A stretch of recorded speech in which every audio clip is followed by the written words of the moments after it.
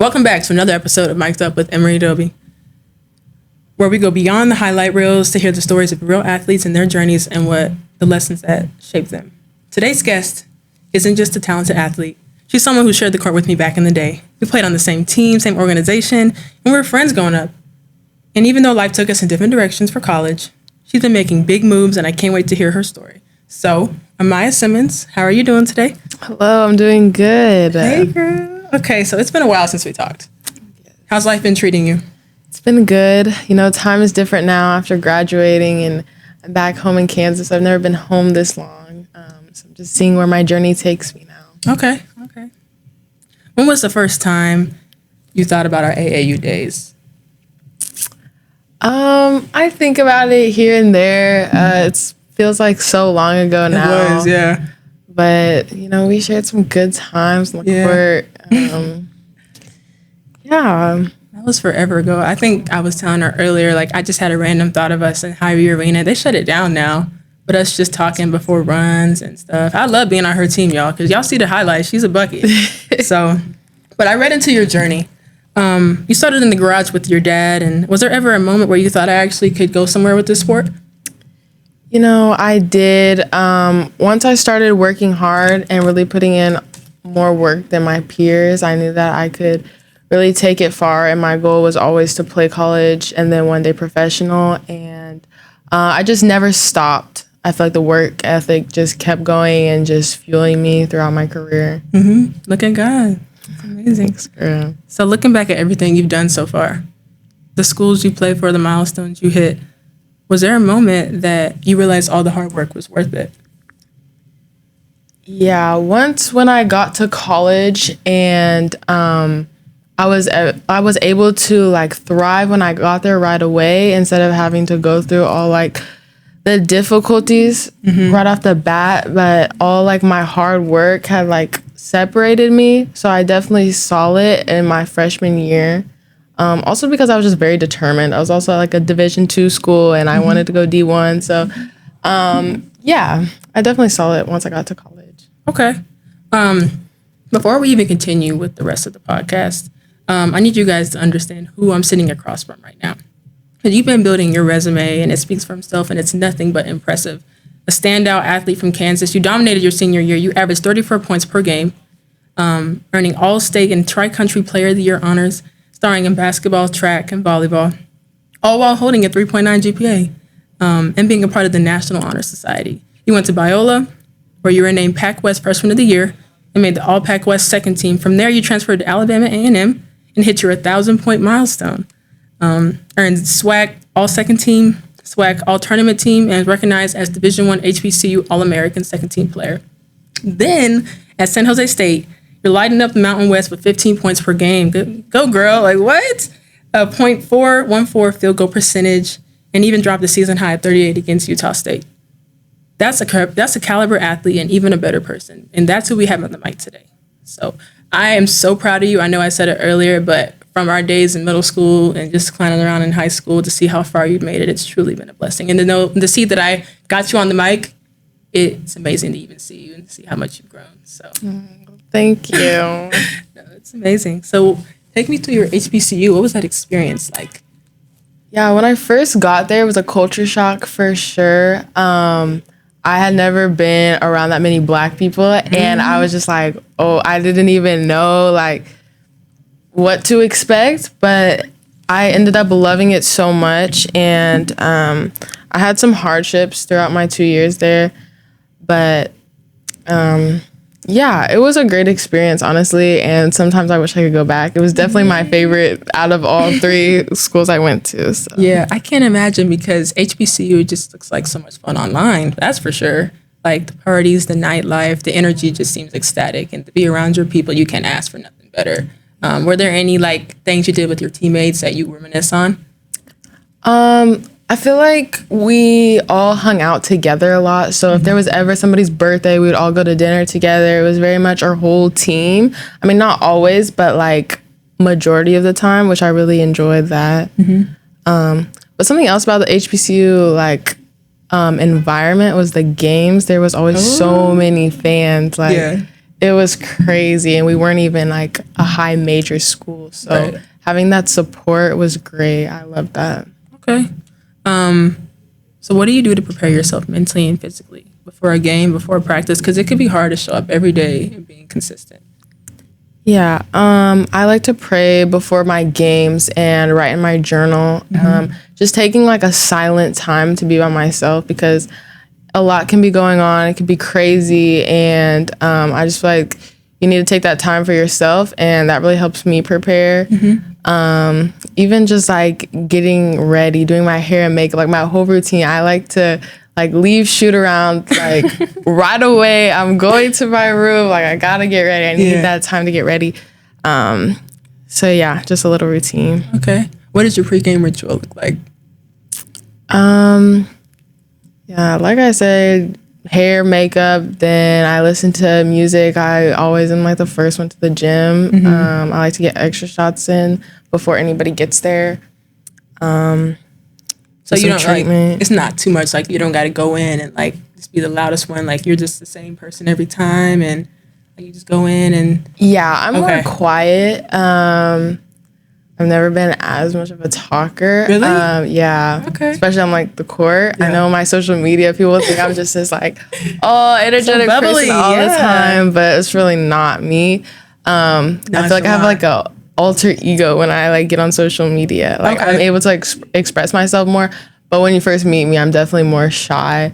But yeah, like when I'm getting ready mentally before a game, I'm quiet, like listening to my music. I'm locked in. Like that's me focusing. Okay. Thank you for explaining that. Yeah. Can you describe your typical training routine, workout routine, like ball handling, form shooting? What do you do when you first get into the gym? Yeah, so now I like getting more shots up. I like to go in the early mornings because nobody else is in the gym. When I was younger, I did ball handling for 30 minutes every day. And it's kind of funny because my sister is now at the age when I was doing my ball handling every day, which is crazy. So she's 10. Oh my gosh. And that's when I really decided to take basketball seriously. It was in like 4th grade. So like from 4th to 5th grade, I did ball handling for 30 minutes every single day. And it was my dad was my coach. So it was like a 30-day challenge, and then 60 days, 90 days. And then it just kept going, and I just couldn't stop. I was obsessed. Literally, I was obsessed. So I ended up going like 200 days. So I feel like my game is all based from all that work I put in, just focusing on ball handling like every day. So, yeah. Okay. So, I had to ask, right? When people say you're from Kansas, what do you tell them? Because for me, I'm like, we have more than cornfields, but it's home. Like, what do you say? Yeah, they're always like, what is there to do in Kansas? Right. I'm like, I'm by Kansas City. We have the Chiefs. They're like, what? The Chiefs. Come on. Yeah. Yeah, people just expect like the country life, which I kind of have both. Like, I'm in the country, but I'm not like my mom's side of the family is like country. Like I still have neighbors. They don't have neighbors. But yeah, people just don't really understand. Like Kansas City is like a city. Like Y'all gotta just come down here and visit. You're just missing out. Good people and everything, right? Right. Yeah. So your personal motto is work hard when no one's watching and don't settle. And you've said that you want to use your platform for something bigger. Has there been a moment where your faith really carried you through either a game, a season? Talk us through that. Oh yeah, definitely. So like my transition going to a HBCU it's where it really hit me hard. And I like dove into my faith, and that's when I really started to set time out to journal and pray. And every day I was making sure I was alone with God for like 20 minutes every day. But it's kind of crazy. Like I went to a Christian university. I never even got that experience that I did until I was far from it. So that really like shows nobody can force your faith onto you. Like you have to find it for yourself. So in the most like crazy times, like I never thought I would find God. I did. So yeah, I've always been a Christian, but it really was my sophomore year of college, and yeah, I just had to look outside of myself and just have faith in the most crazy times. Right. Okay. Was there a Bible verse that you leaned on or a quote? Yeah, so Proverbs 69 was my very first tattoo. It's crazy because I have all these tattoos now, but it was just this one at one point. It's we can make our plans, but the Lord determines our steps. So I got that right when I was done with high school, and it was when I committed to Biola University as my only offer. I was just very under-recruited, and I knew that's not exactly where I wanted to be, but I knew I had to trust the process, and everybody's path looks different. So I'm happy for my journey, and I'm grateful. But now where I am, I just had to trust the process because it wasn't an easy road, but eventually I got to where I wanted to be. Yeah. One thing about our God is he's going to put us where he needs us to be. Exactly. And then when it's time for us to shine, he's going to be like, that's my baby right there. Yes, ma'am. So you landed a huge NIL deal with Snickers. How did that feel when you got that call, text? Because my mom, like, we go to the store, Snickers, M&Ms, like, that's one of the go-tos for us. So what was that like for you, your family? Yeah, it was great. I was really excited. That was, like, the biggest deal I had at the time. And then to see, like, Sports Illustrated had posted it, and, like, people were just talking about it, and it was kind of cool because I was able to get an NIL deal with a big brand, but I didn't come from, like, a big school. So it really, I feel like, encouraged other people and showed them that you don't have to go to a big school to have these, like, I built my platform and then I was able to get this. It's not like I went to a school and they were giving me deals. So yeah, just to, like, help other people know that they can do it too. Okay. Getting into that. So you're big on TikTok and Instagram. How did that all start? Honestly, I just loved posting. Like, ever since I was a kid, like, if you look at my iPod from elementary school, you'll see me in the playground, like, vlogging. No way. Yes, before any social media was a thing. So it's kind of, like, always been in me. I always, like I said, I've been a shy kid, but people wouldn't know that. But when the cameras are on, like, I like to be personable and everything. So I just enjoyed doing it. And so I just always have been consistent with posting because I love it. And then eventually it's just worked out for my good, and I'm able to make an income off of it. And then also, like, just share my story too to other people. Yeah, inspire them and everything. Yeah. All in one. So people see the fun side, but it's also work.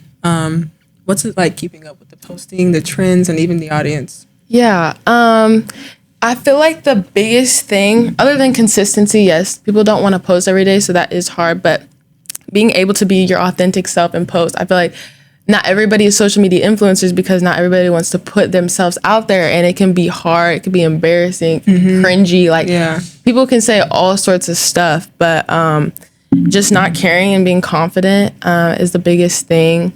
And not always taking the perfect picture to post on Instagram, having to do all these edits, but just like being your real self. So, like, I like to show that, like, not only, oh, this is me, like, at my best, but this is also me just around the house looking however. Like, this is real. Bonnet and everything. Yep. So I know you've thought about playing overseas, especially after graduation. Are there any specific countries or leagues you want to just wake up in one day? Honestly, anywhere in Europe. I feel like that's just the dream. Okay. Nice weather. If I have a beach and, like, cool sceneries. Yeah. Okay, you said get to the point. I'm going to go there. Okay, so we're going to have a little bit of fun, right?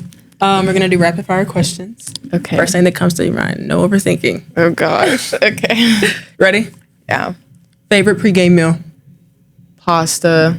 Like chicken Alfredo. Alfredo? Dream brand to work with? Oh my gosh. Every time I get this question, I'm always blank. Like Gymshark. Gymshark? That's like the clothing accessories, right? Like workout clothing. Workout clothes? Yeah. One team. Let's do this. One NBA player, one WNBA player you'd like to have on your 2v2 team. Kelsey Plum. Kelsey, you want a guard on guard? Yeah. Y'all ain't gonna get nothing. TikTok trend that you love right now?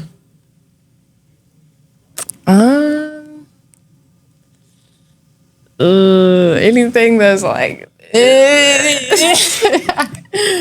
Oh, you're funny. So if you could play in one city right now in the whole world, what would it be? LA. LA? Yeah. Okay. So thank you for that round. Also, let's add another one. What are your favorite basketball shoes to wear? Honestly, don't have one. I've never been big into people's shoes. Really? Yeah. What y'all have at Alabama A&M? Or even San Jose State? We had LeBrons and Curry's at San Jose. Curry's, okay. I had some John Morant. How were they? I liked them. John Morant's. Yeah. Okay. So what's some advice that you would give to someone who wants to build their NIL brand and also a collegiate athlete? Don't be afraid to post, and just because you're going through the same motions every day, like wake up, weights, practice, treatment, like it's still a small percentage of people that are collegiate athletes. So people out there want to see like the inside scoop of that. So just posting little things consistently. Be consistent, like you're on the court, right? Exactly. So I'm going to break this question up in two. What's some advice that you would give young athletes that want to follow your footsteps? I would say just finding your passion, giving it your all every day. You got to separate yourself, especially in middle school and high school. Not everybody is going to go play college basketball. So you can't just do what everybody else around you is doing, all the fun things. You got to sacrifice something. Okay. What advice do you wish someone told your 12-year-old self that would have made recruitment easier? I feel like I'm like very naive kind of in a lot of aspects. So like not trusting everything people are going to say. Yeah, just in general, not like just coaches, but just teammates, people around you. Make sure you can trust people. Yeah. Okay. Yeah, thank you. So that concludes our podcast today. But before we close, it's time for our thank you minute because no story is told alone. This is where we pause to shout out someone that we're grateful for, someone who impacted our journey, whether they know it or not. So would you like to kick us off with thanking someone? Yeah. Honestly, everybody in my family, like not only my parents, but also like my sisters, I feel like they've all supported me so much, and I know it could be a lot. Like I always have something going on, but like they've always listened to me. They've always supported me even when I'm not there. And then especially my dad, like I wouldn't be here if it wasn't for him. I had the passion, but he just helped me and motivated me, and I really learned the discipline from him. Yeah. And he showed me what it was like to work hard for something you want. Okay. For me, I pretty much shouted out all of my family, but once again, I'm going to go back to my family because I'm going to shout out my mom. I'm going to shout out even my brother for sticking with me through the thick and thin. Like, I'm not perfect, but people still care and love for me. And like I keep saying, after bad games, your coach is going to get on you and tell you the things you need to work on, but your family's still going to act like they love you just as much as they did when you dropped 20. So and to the people out there, family is very important. And for me, they're the reason why, I'm going so hard every day. And that's another question. What motivated you every day to just strive for your dreams and do some of those things? Just the goal.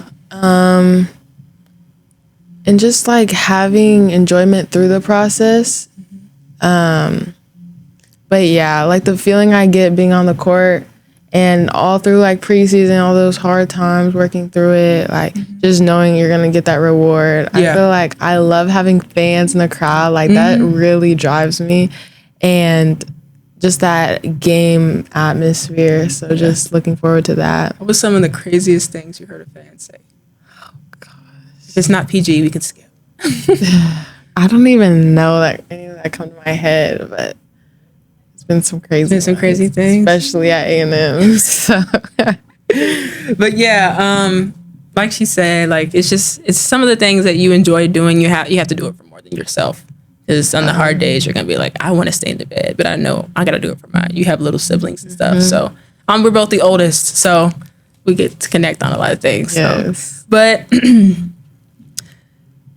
where can people follow you on TikTok and Instagram to keep updated? You can follow me at Amiah Simmions, 2 S's at the end, and then TikTok is Amiah Papaya with 2 A's. Okay. Are you on Facebook? Yes, same as my Instagram. Same Amiah as Simmions. Okay, bet. So, Amiah, thank you so much for coming. Like I said earlier, I am so proud to got to know you and to be able to play with you and see the woman that you have become. But that is a wrap for today's episode of Mic'd Up with Emari Doby. If you enjoyed this conversation, like, subscribe, share it with somebody who might need inspiration. You can follow me on Instagram, TikTok, Twitter for any updates. I'll have them listed on the screen. And if you're listening online, it's Emari, EMARI_JD, or Mic'd Up with Emari Doby on Amazon Music, Spotify, and it'll be on iHeart also. So, and remember, the stories we shared today shape the athletes of tomorrow. Do you have any other comments you would like to make? So thank you for having me. Of course, it's good to see my girl, y'all. But I'm Emari, and I'm signing off.